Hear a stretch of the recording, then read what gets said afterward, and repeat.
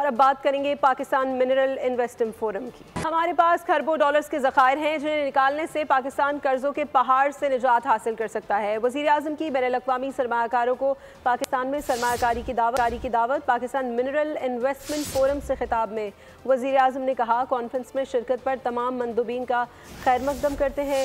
रेकोडेक मनसूबे पर पेशरफ्त हुई है। ये मनसूबा काफ़ी अरसे इल्तवा का शिकार रहा।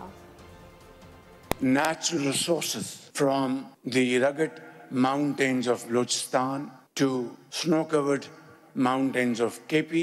If we are able to harvest these great assets, I can say without any fear of contradiction that Pakistan would say goodbye to institutions like IMF, totally committed to this project at Recordec, and was prepared to face and negotiated challenges on the way.